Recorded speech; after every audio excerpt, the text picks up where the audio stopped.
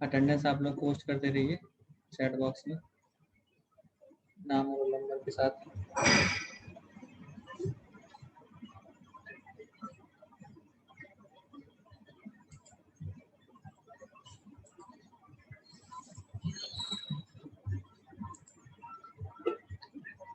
आज का टॉपिक है ऑब्जेक्ट ओरिएंटेड एनालिसिस। ठीक है, हम ऑब्जेक्ट ओरिएंटेड जो हमें प्रोजेक्ट है या जो हमें सॉफ्टवेयर बनाना है उसको कैसे स्टार्ट करेंगे। ठीक है, तो इसमें object oriented analysis is the procedure of identifying software engineering requirements and developing software specifications in terms of a software systems object model. ठीक है, जब हम कभी सी ऑब्जेक्ट ओरिएंटेड सिस्टम को कोई सॉफ्टवेयर डिजाइन करते हैं, ऑब्जेक्ट ओरिएंटेड एनालिसिस, उसके एनालिसिस कैसे करते हैं, is the procedure of identifying software engineering requirements, यानी कि उस सॉफ्टवेयर को बनाने में या उस प्रोजेक्ट को कंप्लीट करने में हमारी क्या क्या रिक्वायरमेंट्स होंगी, कैसे हम उसको स्टेप बाय स्टेप फॉलो करेंगे, and developing software specifications in terms of software systems object model, क्योंकि हम अगर ऑब्जेक्ट ओरिएंटेड से डील कर रहे हैं तो हमारा जो भी सॉफ्टवेयर बनेगा या जो भी हम प्रोसेस फॉलो कर रहे हैं उसको अपने ऑब्जेक्ट के अराउंड ही रखते हैं, क्योंकि इसमें ऑब्जेक्ट पर ज़्यादा फोकस किया जाता है ऑब्जेक्ट ओरिएंटेड एनालिसिस में। जब भी हम कोई क्लास में कोई मतलब प्रोग्राम बनाते हैं तो नॉर्मल किसी भी फंक्शन को ऐसे कॉल नहीं कर सकते या किसी भी उसमें वेरिएबल में डेटा नहीं असाइन कर सकते। ऑब्जेक्ट के थ्रू, object with the use of object ही हम इसको फंक्शन कॉल कर सकते हैं और डेटा में वैल्यू को असाइन कर सकते हैं। The main difference between object oriented analysis and other forms of analysis, ठीक है, अदर फॉर्म्स ऑफ एनालिसिस का मतलब है कि ऐसी प्रोसेस जिसमें ऑब्जेक्ट ओरिएंटेड का यूज नहीं है।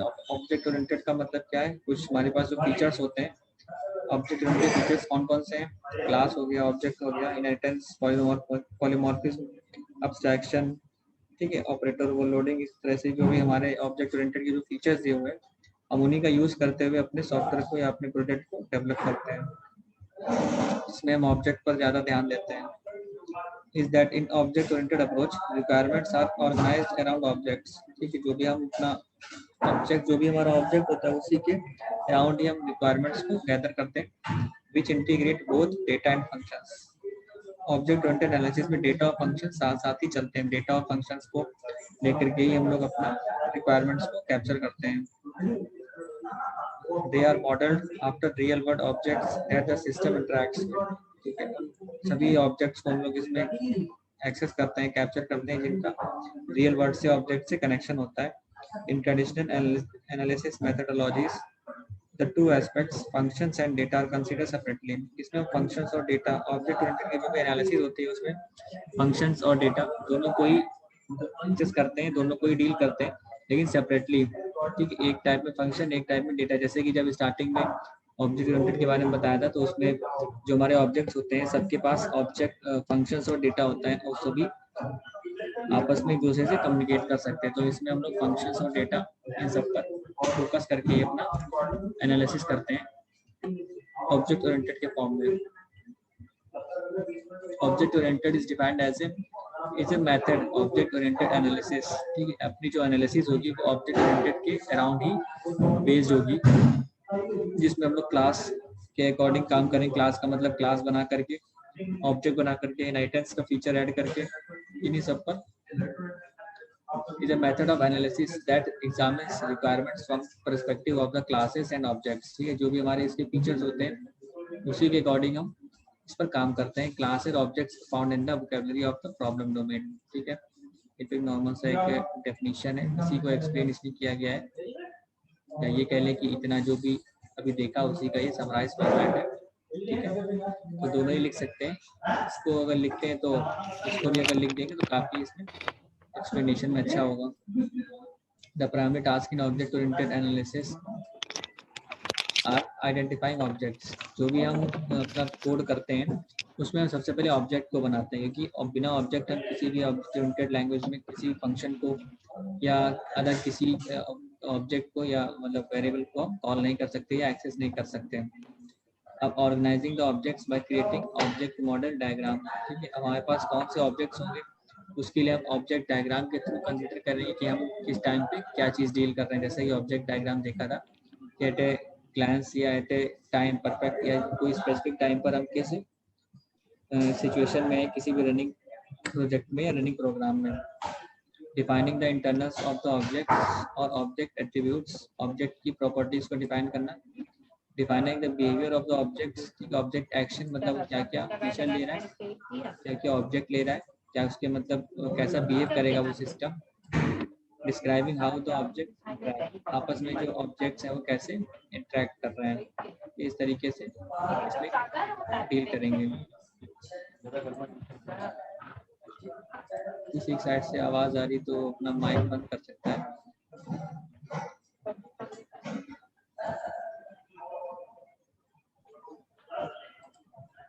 ठीक है, नेक्स्ट में क्या है, the common models used in object oriented analysis are use cases in object model. जो हम यूज केसेस डील करते हैं, जो हम लोग ने यूज केस डायग्राम देखा था कि हर एक सिस्टम में हम किन किन यूजर को क्या क्या फीचर, क्या क्या हम एक्सेसिबिलिटी देंगे, उसके अकॉर्डिंग हम इस पे काम करते हैं, use cases and object model.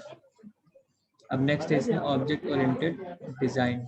ठीक है, फर्स्ट है इसमें ऑब्जेक्ट ओरिएंटेड एनालिसिस करने के बाद हम ऑब्जेक्ट ओरिएंटेड डिजाइन पर आते हैं कि हम आगे उसको कैसे प्रोसीड करेंगे, जो भी हमने इंफॉर्मेशन गैदर करी हुई है।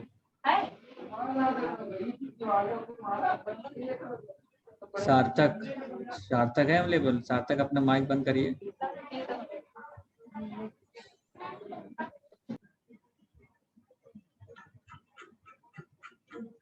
माइक आप लोग ध्यान रखिए, अननेसेसरी आवाजें ना आए। अब यहाँ पे क्या हुआ, ऑब्जेक्ट ओरिएंटेड डिजाइन करेंगे, ऑब्जेक्ट ओरिएंटेड एनालिसिस करने के बाद जो भी हमने रिक्वायरमेंट चाहिए, जो भी सिस्टम को हमें कंप्लीट करना है, कोई प्रोग्राम बनाना है या जो भी हमारी क्वेरी है, उसकी ऑब्जेक्ट ओरिएंटेड एनालिसिस करने के बाद, रिक्वायरमेंट गैदर करने के बाद अब डिजाइनिंग फेज आता है कि हम कैसे उसको आगे डिजाइन करेंगे। तो object oriented design involves implementation of the conceptual model produced during object oriented analysis. उसको हम एक रियल वर्ल्ड में लाने की कोशिश करेंगे, जो भी हम लोगों ने अभी तक इसकी एनालिसिस करी है। In object oriented design concepts in the analysis model which are technology independent are mapped into implementing classes। ठीक है, उसकी हम फिर कोडिंग करेंगे क्लासेस के through, constraints are identified and interfaces are designed resulting in a model for a solution domain। जो भी हमने रिक्वायरमेंट एक्सेस करी है, गैदर करी है किसी भी चीज को बनाने के लिए, उसको हम कैसे डिजाइनिंग तक पहुंचाएंगे कोडिंग के थ्रू। ठीक है, ये उसके बारे में है। Detailed description of how system is to be built on concrete technologies. The implementation details generally include restructuring the class data। ठीक है, जो भी हमारे पास डेटा है उसको क्लास में अरेंज करना। क्लास में अरेंज करने का मतलब क्या होता है, रैपिंग ऑफ डेटा करना। रैपिंग ऑफ डेटा का मतलब ये है कि हम क्लास में जब डेटा लगाते हैं, कोई फंक्शन या कोई भी वेरिएबल, तो आउटसाइड वर्ल्ड से अननेसेसरी क्लास का कोई भी ऑब्जेक्ट उसको एक्सेस नहीं कर सकता जब तक हम उसको विजिबिलिटी ना दे। विजिबिलिटी स्पेसिफायर्स में कौन कौन से होते हैं, पब्लिक, प्राइवेट, प्रोटेक्टेड। ठीक है, तो ये क्लास से जब हम कोई चीज बनाते हैं तो हमारे पास ये फ्रीडम रहती है कि हम उसमें विजिबिलिटी सेट कर सकते हैं, या इसको एक्सेस स्पेसिफायर भी कहते हैं, पब्लिक, प्राइवेट एंड प्रोटेक्टेड को।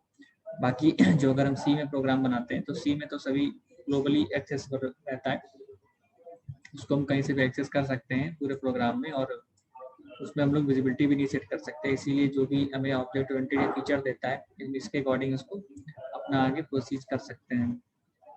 Implementation of methods, internal data structures and algorithms, क्या प्रोसीजर फॉलो करेंगे किसी भी चीज़ तक पहुंचने के लिए, जो भी हमें डिजायर्ड रिजल्ट चाहिए उसके बारे में ये। Implementation of control, control statements क्या होंगे, एंड एसोसिएशंस, मतलब कि जो भी हम एनालिसिस करिए उसको हम कैसे अपने एक रनिंग ऑब्जेक्ट तक या रनिंग सिस्टम तक हम कैसे पहुंचाएंगे, उसके बारे में ये।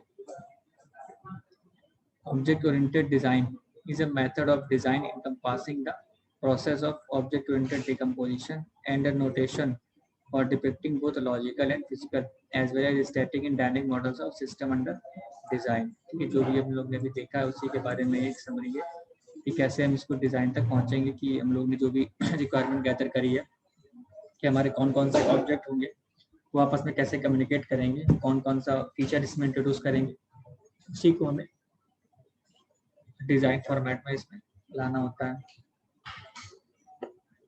फिर object oriented programming. Object oriented programming is a programming method based upon objects, यानी कि जो हमें प्रोग्रामिंग करनी है तो हमें उसी ऑब्जेक्ट ओरिएंटेड के अकॉर्डिंग ही प्रोग्रामिंग करनी है, जिसमें हमारे पास डेटा और मेथड से हमें डील करना होता है सेपरेटली ऑब्जेक्ट का यूज करते हुए। that aims to incorporate the advantages of modularity and reusability। reusability कौन सा प्रोवाइड कराता है, इनहेरिटेंस। ठीक है, इनहेरिटेंस जब हम बनाते हैं तो हम एक क्लास में अगर कुछ फंक्शंस या कुछ वेरिएबल्स को एक्सेस नोट किया हुआ है, डिफाइन किया हुआ है, तो हमें दूसरी क्लास में उसको दोबारा लिखने की जरूरत नहीं पड़ती। हम पहली वाली क्लास को दूसरी क्लास में एक्सेस करते हैं इनहेरिटेंस के थ्रू। ठीक है, इससे कोड रीयूजेबिलिटी का फायदा मिलता है कि हमें कोड बार बार लिखना नहीं पड़ रहा है, बस पहले से लिखे हुए कोड को यूज कर रहे हैं बार बार। Objects which are usually instance of classes are used to interact with one another to design applications and computer program. जो भी हम ऑब्जेक्ट बनाते हैं वो ऑब्जेक्ट आपस में एक दूसरे से कम्युनिकेट कर सकते हैं डेटा शेयरिंग के लिए। The important features of object oriented programming are bottom up approach. ये तो हम लोग स्टार्टिंग से देख ही चुके हैं कि ऑब्जेक्ट ओरिएंटेड प्रोग्रामिंग के क्या क्या फीचर्स होते हैं। ठीक है, bottom up approach, programs organised around objects, group and class, इन्हीं को लेकर के हम लोग अपना प्रोग्राम डिजाइन करते हैं। Focus on data with methods to operate upon objects data, object से हम लोग डेटा फंक्शन को एक्सेस करते हैं। Interaction between objects through functions. ठीक है, reusability of design through creation of new classes by adding features to existing classes।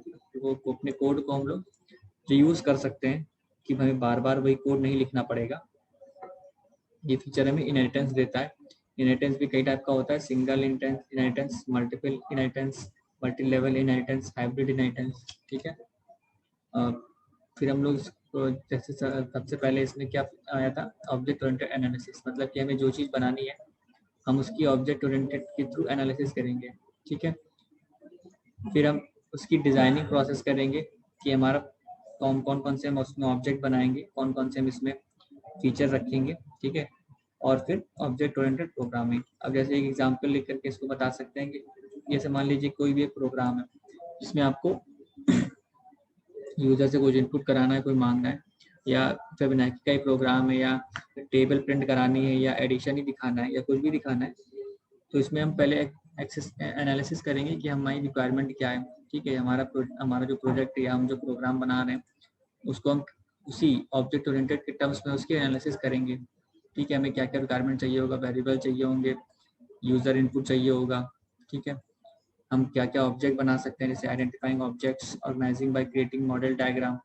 इसमें the common model use in object oriented are use cases and object model. इन सबका हम diagram बना सकते हैं, use cases और ऑब्जेक्ट मॉडल का। फिर हमें उसकी डिज़ाइनिंग प्रोसेस करनी होगी कि वर्क की जो फ्लो होगा डेटा का, या जो चार्ट्स बनेंगे वो कैसे बनेंगे कि डेटा, अगर इसमें हम फ्लो चार्ट की बात करें या स्टेट डायग्राम चार्ट की बात करें, एक्टिविटी चार्ट की, तो किस तरीके से हमारी एक्टिविटी होगी वो फॉलो करेगी, वो आगे कंप्लीट करेगी। फिर उसके बाद हम उसमें कौन कौन से कंट्रोल मेथड्स लगाएंगे, कैसे लूप लगाएंगे, या कैसे हम उसमें डेटा स्ट्रक्चर या कौन सी एल्गोरिथम लगाएंगे जिससे हम अपने डिजायर्ड रिजल्ट तक पहुंचेंगे। फिर ऑब्जेक्ट ओरिएंटेड प्रोग्रामिंग लास्ट में क्या आएगा, प्रोग्रामिंग जिसमें हम कोड करेंगे पूरे उसी पैटर्न, उसी के अकॉर्डिंग जो भी हमारा प्रोग्राम है। कि अगर हमें मान लीजिए फिबोनाची सीरीज ही बनानी है या कुछ और प्रिंट करना है, कोई पैटर्न प्रिंट करना है, तो उसकी हम प्रोग्रामिंग ऑब्जेक्ट ओरिएंटेड के थ्रू कर सकते हैं उसी के टर्म्स का यूज करते हुए। ठीक है, अब इसमें यदि अब some examples of object oriented programming languages are example दे रखा है, C++, Java, Smalltalk, Delphi, C#, Perl, Python, Ruby and PHP। जैसे C++ के बारे में जानते हैं आप लोग, ठीक है, पढ़ी रहे हैं। जावा के बारे में जानते हैं, PHP के बारे में जानते हैं, C# पढ़ी होकर किसी ने, ठीक है, पाइथन पढ़ी हो सकती है। तो इस तरह की कुछ लैंग्वेजेज है जो ऑब्जेक्ट ओरिएंटेड के फीचर को फॉलो करते हैं। The object-oriented programming is a method of implementation in which programs are organized as cooperative collections of objects। ठीक है, जो भी हमारे पास प्रोग्राम्स होते हैं वो ऑब्जेक्ट से कलेक्शन होते हैं, जो भी हम काम करेंगे वो अपना ऑब्जेक्ट को ध्यान में रखते ही करते हैं, क्योंकि बिना ऑब्जेक्ट के इसमें हम लोग कुछ नहीं कर सकते। Each of which represents an instance of some class and whose classes are all members of a hierarchy of classes united via inheritance relationships। अगर हमें एक से ज़्यादा क्लासेस का यूज़ करना पड़ रहा है तो सारी क्लासेस आपस में एक दूसरे से कनेक्टेड रहती हैं ताकि हम कोड को रीयूज़ कर सकें और बार बार कोड लिखने से बच सकें।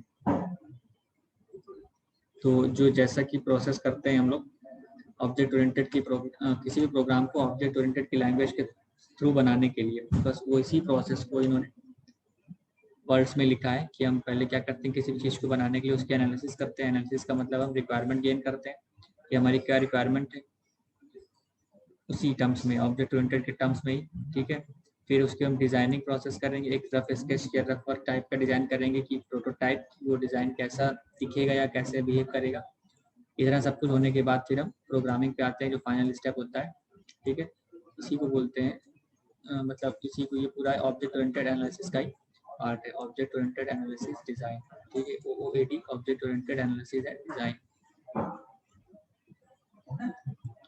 ठीक है, तो ऑब्जेक्ट ओरिएंटेड लास्ट का पार्ट होता है ऑब्जेक्ट ओरिएंटेड प्रोग्रामिंग का, जिसमें हम लोग उसकी प्रोग्रामिंग करेंगे जो भी हम लोग ने अभी तक रिक्वायरमेंट गैदर करी है कि हमारा जो फंक्शन है वो प्रॉपर कैसे दिखाई देगा कि यूजर सिर्फ इनपुट दे और उसे उसका डिजायर्ड आउटपुट मिल सके। ठीक है,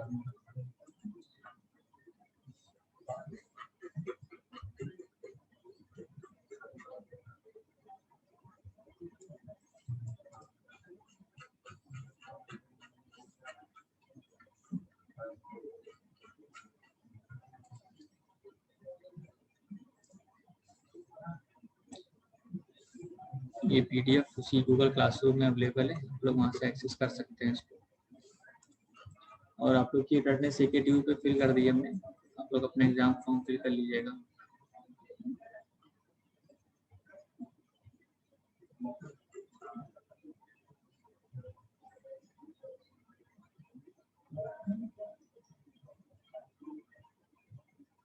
ठीक है, इसको देख लीजिए अपने अकॉर्डिंग, और तो पूछना हो तो फिर बताइए। अटेंडेंस सभी लोग पोस्ट कर दीजिएगा।